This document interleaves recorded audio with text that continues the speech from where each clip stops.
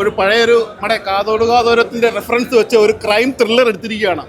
പാടം കലക്കി എന്ന് വെച്ചാൽ അടുത്ത കിഷ്കിന്ത കാണ്ടം, ആസിഫിലെ അടുത്ത കിഷ്കിന്ത കാണ്ടം, അതേപോലെ പുള്ളിക്ക് അടുത്തൊരു 50-60 കോടി പുള്ളി അടിക്കും ഉറപ്പാണ്. എന്ന് വെച്ചാൽ അത്രയും നല്ല സ്റ്റഡി ചെയ്താണ് പടം എടുത്തിരിക്കുന്നത്. പഴയ ഭരതൻ്റെ കാലഘട്ടം തൊട്ട് തന്നെ നമുക്ക് തന്നെ പടം റെഫർ ചെയ്യുന്നവർക്കൊക്കെ നല്ലൊരു പാഠമാണ്. ഇത്ര നല്ല പഠിച്ചാണ് പടം ചെയ്തിരിക്കുന്നത്.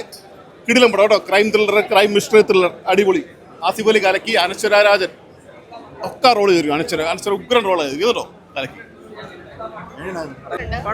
നല്ല ഒന്നാന്തരം പടം, നമുക്ക് എല്ലാവർക്കും ഫാമിലി ആയിട്ട് കണ്ടിരിക്കാൻ പറ്റിയ പടം. സൂപ്പർ പടം. രണ്ട് ആസിഫ് അലിയും ഒക്കെ അടിപൊളിയായിട്ടുണ്ട്. അനശ്വര സൂപ്പർ. അനശ്വരയൊക്കെ നല്ലൊരു വ്യത്യസ്ത റോളാണ്, അടിപൊളിയായിട്ടുണ്ട്.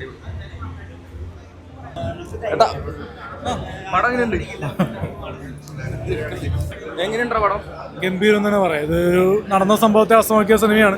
ഒരു സിനിമക്കുള്ളിലെ സിനിമയാണ് ഇത്. കഥയൊന്നും ഞാൻ പുറത്തുവിടുന്നില്ല. പക്ഷെ ഇതിൽ ഒരു ഇമോഷണൽ ബാക്ക്ഗ്രൗണ്ടുള്ള സിനിമയാണ്. ആസിഫിക്ക ഗംഭീരമായിട്ട് അഭിനയിച്ചിട്ടുണ്ട്. പോലീസ് ഓഫീസറോളിൽ അനശ്വര ഗംഭീരമായിട്ട് രേഖ എന്ന കഥാപാത്രത്തെ മികവുറ്റായിട്ട് അഭിനയിച്ചിട്ടുണ്ട്.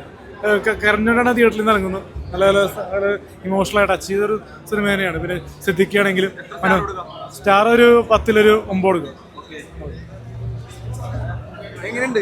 മലയാളം സിനിമ കണ്ട ഏറ്റവും മികച്ച പടം എന്ന് പറയാം. മറ്റേ ആസിഫ് അലി സൂപ്പർ താരമല്ല, സൂപ്പർ നടനായി മാറിക്കൊണ്ടിരിക്കുകയാണ്. മറ്റേ അനശ്വരാജൻ കണ്ട അടുത്ത ഉർവശിയാണെന്ന് തോന്നുന്നു. ക്ലാസിക് പടം യവനികല പോലെ മനോജ് നയിച്ചിട്ടുണ്ട്. ഇങ്ങനത്തെ ലാഗൽ സംഭവമില്ല. എനിക്കൊണ്ട് മലയാളം സിനിമയെ കണ്ട ഏറ്റവും മികച്ച പടമാണ്. ഇത് ക്ലാസിക് മൂവിയാണ്. എല്ലാവരും തിയേറ്ററിൽ പോയി കാണുക. ഇങ്ങനത്തെ ലാഗൽ സംഭവമില്ല. എല്ലാം കൊണ്ട് നല്ല മൂവിയാണ്. മമ്മൂട്ടിയുടെ കാര്യം ഞാൻ പറയുന്നില്ല, സ്പോയിൽഡ് ആവും. കിട്ടുന്ന പടം, ഒരു നിമിഷം ലാഗില്ലാതെ നല്ല ക്ലാസിക് പടം, ക്ലാസ് പടം യവനികല പോലെ.